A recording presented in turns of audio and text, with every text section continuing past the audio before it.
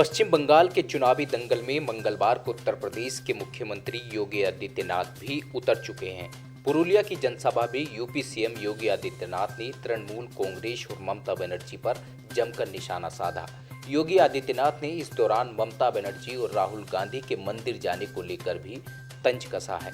पुरुलिया की रैली में UP CM Yogi Adityanath ने कहा कि मैं कृष्ण और राम की धरती से आया हूं। बंगाल हमेशा से ही परिवर्तन की धरती रही है। बंगाल ने देश को राष्ट्रगान भी दिया और वंदे मातरम भी दिया। बंगाल के लोगों की पीड़ा अधिक दिन तक नहीं रहेगी, लेकिन टीएमसी की गुंडागर्दी नहीं चलने दी जाएगी। मेरे लिए यह अत्यंत महत्वपूर्ण है कि मैं स्वयं मर्यादा पुरुषोत्तम भगवान श्री राम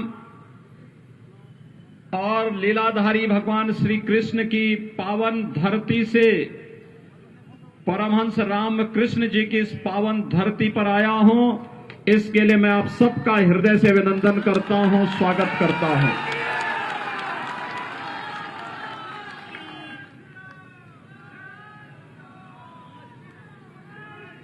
बंगाल की धरती सदैव से भारत के अंदर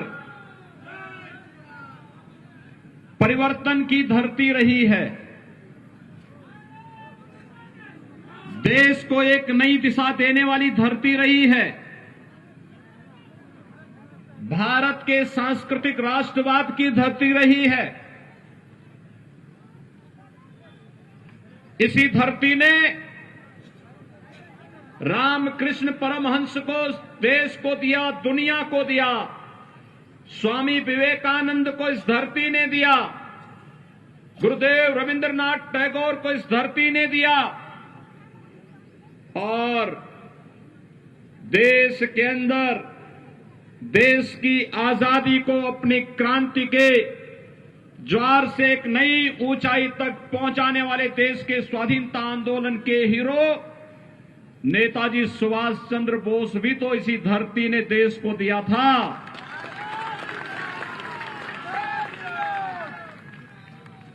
भारतीय जनसंघ के संस्थापक अध्यक्ष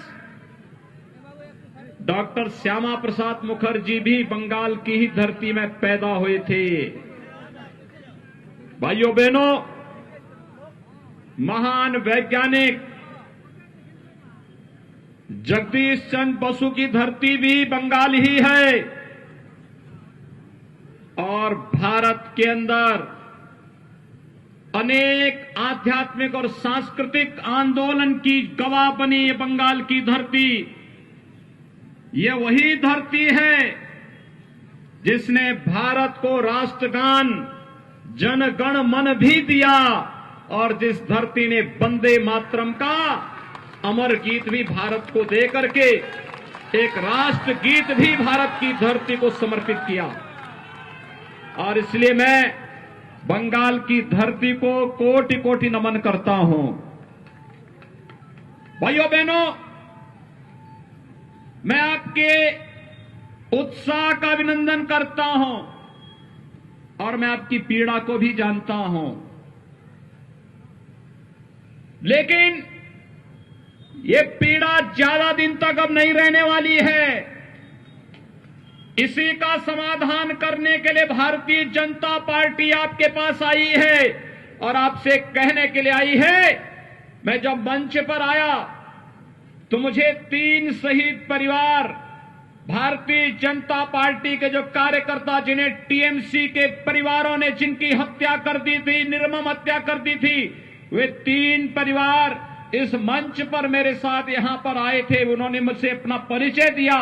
मुझे देख करके यहां की टीएमसी की सरकार की गुंडागिर्दी और उनके अमानवीय कृत्यों पर देख करके क्षोभ हो रहा था। और तब मुझे लग रहा था कि अब इनके बहुत लंबे समय तक इनकी गुंडागिर्दी और इनकी अराजकता अब नहीं चल पाएगी।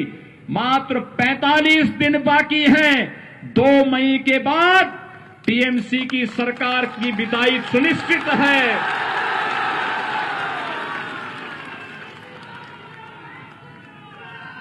ये तीनों परिवार, मोनिका कुमार,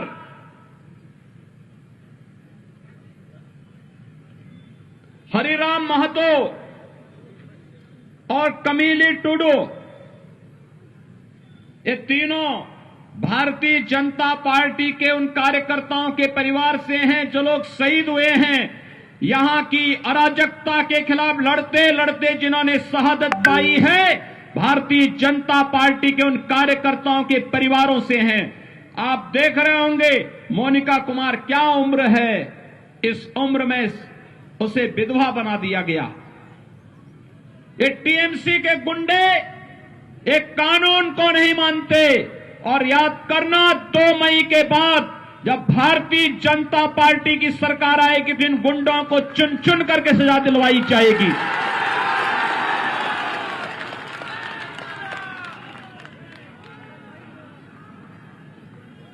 श्रीमती कमीली टुडू को देखो, इस उम्र में भी उसके साथ, और श्री हरिराम महतो जिनके परिवार के सदस्य की हत्या इसलिए कर दी थी क्योंकि वो चाहते थे कि यहां पर बंगाल के अंदर बंगाल के गरीबों को भी शासन की सुविधा का लाभ मिलना चाहिए, और एक कार्य भारतीय जनता पार्टी कर सकती है, इसलिए टीएमसी के गुंडों ने उनकी निर्मम हत्या कर दी थी। भाइयों बहनों, यह अराजकता बहुत दिनों तक नहीं चलेगी, और इसीलिए आज आप सबका आह्वान करने के लिए मैं आया हूं। याद करिए 2019 में भी मैं यहां आया था, और पुरुलिया में तब मेरे कार्यक्रम को यहां की मुख्यमंत्री ने उस पर पाबंदी लगा दी थी, मेरा हेलीकॉप्टर नहीं उतरने दिया था। और तब मैंने झारखंड में हेलीकॉप्टर उतार करके 35 किलोमीटर सड़क मार्ग से मैं यहां आया था, और तब भी मैंने आपके उत्साह को देखा था, और उस उत्साह के लिए आपका अभिनंदन करने के लिए आज मैं यहां पर आया हूं। जब बंगाल में चुनाव प्रचार का शुभारंभ करना था तो मैंने कहा पुरुलिया से ही करूंगा।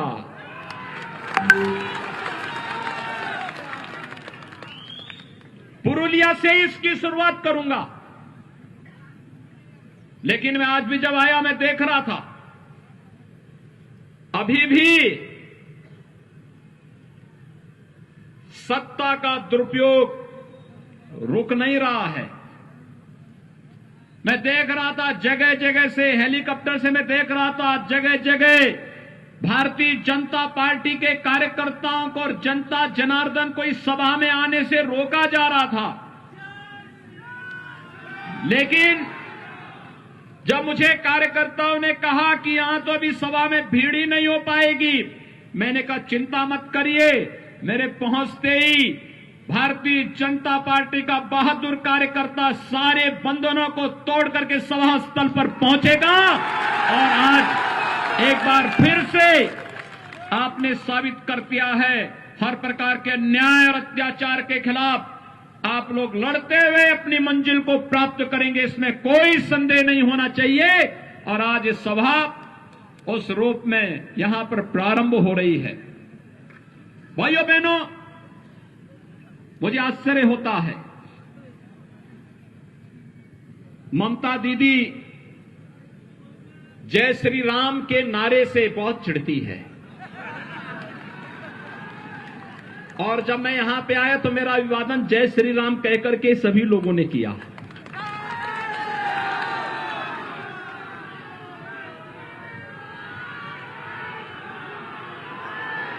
मुझे आश्चर्य होता है।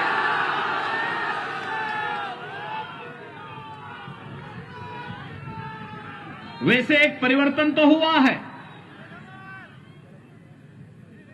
2014 के पहले इस देश के अंदर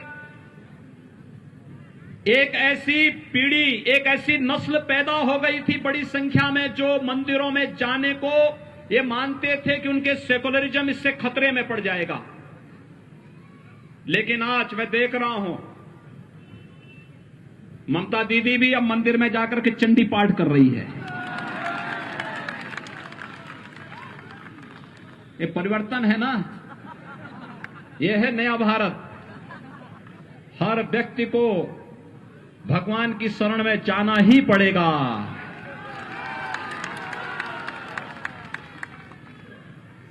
वैसे कांग्रेस के नेता राहुल जी भी चुनाव के समय मंदिर मंदिर जाते हैं और एक जगह तो मंदिर में ऐसे बैठ गए कि उनको पुजारी को टोकना पड़ा, कह रहे ये मंदिर है, आसन ठीक ढंग से बैठिए। वो ऐसे बैठ रहे थे जैसे कोई नमाज पढ़ने के लिए बैठता है। तो पुजारी को समझाना पड़ा, कहा भाई ये मंदिर है, पवित्र स्थान है और यहां की पवित्रता और यहां की मर्यादा का ख्याल रखो। लेकिन कम से कम सबका साथ सबके विकास के मोदी जी के मंत्र ने गरीबों को मकान भी दिया, विद्युत कनेक्शन भी दिया, स्वास्थ्य की सुविधा भी दी, किसानों को किसान सम्मान निधि भी देश के अंदर दिया और सभी लोगों को आपकी आस्था का सम्मान करने के लिए भी मजबूर कर दिया है कि आज कोई चंडी का पाठ कर रहा है, कोई मंदिरों में जाकर के दर्शन करने के लिए मजबूर हो रहा है। ये सबसे बड़ी वैचारिक विजय हम सबकी है। जब वैचारिक विजय के मंच पर हम लोग जीत चुके हैं तो जनता जनार्दन का आशीर्वाद स्वतः ही भारतीय जनता पार्टी को प्राप्त होना है और वही आशीर्वाद मांगने के लिए भारतीय जनता पार्टी के कार्यकर्ताओं के लिए यही आशीर्वाद प्राप्त करने के लिए आज मैं आपके बीच में यहां पर उपस्थित हुआ हूं। भाइयों बहनों, बंगाल आजादी के समय ये मान्यता थी कि बंगाल विकास की धुरी बनेगा, लेकिन दुर्भाग्य से कांग्रेस ने, फिर कम्युनिस्टों ने और फिर पिछले 15 वर्षों में टीएमसी ने बंगाल को खोखला बना दिया। बंगाल में गरीबी की दर बढ़ती गई, बेरोजगारी की दर बढ़ती गई। यहां पर पार्टी विशेष के कार्यकर्ताओं की गुंडागर्दी ने अव्यवस्था और अराजकता का एक तांडव किया। आज आप देख रहे होंगे उत्तर प्रदेश में हम लोगों ने 4 वर्ष से भारतीय जनता पार्टी की सरकार उत्तर प्रदेश में है। 40 लाख गरीबों को प्रधानमंत्री आवास मिला है। 1 करोड़ 38 लाख परिवारों को विद्युत के निःशुल्क कनेक्शन मिले हैं। 1 करोड़ 56 लाख परिवारों को रसोई गैस के निःशुल्क कनेक्शन उपलब्ध हुए हैं। और यही नहीं, 6 करोड़ की आबादी को आयुष्मान भारत का 5 लाख रुपए का सालाना स्वास्थ्य बीमा का कवर मिला है और 2 करोड़ 42 लाख किसानों को प्रधानमंत्री किसान सम्मान निधि का लाभ अकेले उत्तर प्रदेश में मिला है। भाइयों बहनों, उत्तर प्रदेश जैसे बड़े राज्य में इतनी सुविधाएं मिल सकती हैं तो बंगाल में क्यों नहीं? बंगाल में टीएमसी की सरकार जनता को इन विकास की सुविधाओं से वंचित करना चाहती है, इन सुविधाओं को नहीं लेने देना चाहती है और यही कारण है विकास के मोर्चे पर बंगाल पिछड़ता गया। यहां गरीबी बढ़ती गई, बेरोजगारी बढ़ती गई और आज इसीलिए प्रधानमंत्री मोदी जी के आह्वान पर, अमित शाह जी के, गृह मंत्री अमित शाह जी के आह्वान पर, भारतीय जनता पार्टी के राष्ट्रीय अध्यक्ष माननीय श्री जगत प्रकाश नड्डा जी के आह्वान पर भारतीय जनता पार्टी का एक एक कार्यकर्ता बंगाल के नागरिकों को न्याय देने के लिए एक बार फिर से इस चुनावी समर में सबके सामने आया है और मैं आप सबका आह्वान करना चाहूंगा। बंगाल को टीएमसी, कांग्रेस और कम्युनिस्टों की गुंडागर्दी का अड्डा नहीं बनने देना है और इसके लिए हमें एक बार फिर से अंगड़ाई लेनी पड़ेगी। भाइयों बहनों, मुझे आश्चर्य होता है, यहां का टीएमसी की सरकार पिछले 15 वर्षों से गौ तस्करी करके गौ माता को बंगाल पहुंचा देती है, कटने के लिए पहुंचा देती है। उत्तर प्रदेश में हम गौ तस्करी भी नहीं होने देते और गाय को कटने भी नहीं देते हैं। मैं पिछले दिनों टीएमसी के एक मंत्री का बयान पढ़ रहा था। वो बेशर्मी के साथ गाय को काटने की वकालत कर रहा था।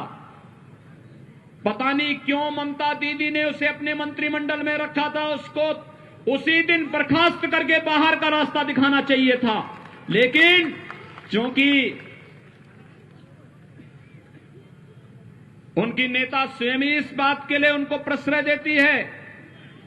यहां पर अवैध घुसपैठ के कारण पश्चिमी बंगाल में और खासतौर पर इस सीमावर्ती क्षेत्रों में यहां के गरीबों का राशन अवैध रूप से घुसपैठ करने वाले लोग खा जाते हैं और यहां का गरीब देखता ही रह जाता, उसको सुविधा का लाभ नहीं मिल पाता है।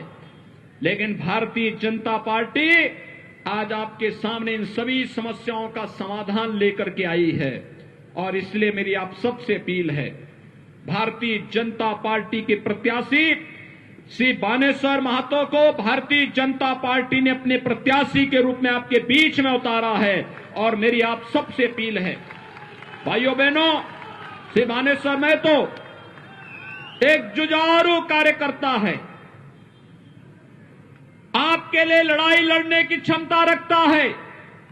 यहां के सांसद श्री ज्योतिर्मय सिंह महतो के साथ मिलकर के विकास के कार्यों को एक नई ऊंचाइयों तक पहुंचाने का कार्य करेगा और इसके लिए श्री बानेश्वर महतो को भारतीय जनता पार्टी ने अपना प्रत्याशी बनाकर के आपके बीच में उतारा है। बानेश्वर महतो के समर्थन में आप सभी सहयोग करेंगे? हाथ खड़ा करके मेरे सामने जोर से बोलेंगे, दोनों हाथ ला करके बोलेंगे, जय जय श्री राम, जय जय श्री राम। कमल चुनाव चिन्ह पर बानेश्वर महतो को भारी बहुमत से विजयी बना करके पश्चिमी बंगाल विधानसभा में भेजे और यहां पर बानेश्वर महतो और यहां पर सांसद श्री ज्योतिर्मय सिंह महतो मिलकर के यहां पर विकास, लोक कल्याणकारी योजनाओं को तो आपके पास लेकर के आएंगे ही, साथ साथ भारतीय जनता पार्टी के उन कार्यकर्ता परिवारों को भी न्याय दिलाने का काम करेंगे जो कार्यकर्ता हमारा शहीद हुआ है बंगाल के लिए और बंगाल के नागरिकों को न्याय देने के लिए शहीद हुए हैं, उन परिवारों को भी न्याय दिलाने का कार्य करेंगे। मैं एक बार फिर से आप सबका हृदय से अभिनंदन करता हूं। बंगाल की सांस्कृतिक राष्ट्रवाद की धरती को कोटि कोटि नमन करते हुए भारतीय जनता पार्टी को भारी बहुमत से विजयी बनाने की अपील आप सबसे करते हुए अपनी वाणी को देता हूं विराम। जय जय श्री राम, जय जय श्री राम। उत्तर प्रदेश और उत्तराखंड की तमाम छोटी बड़ी खबरों के लिए देखते रहिए समाचार उत्तर प्रदेश उत्तराखंड, खबरों की दुनिया। जुड़ने के लिए चैनल को सब्सक्राइब करें और लेटेस्ट न्यूज अपडेट के लिए बेल आइकन दबाएं।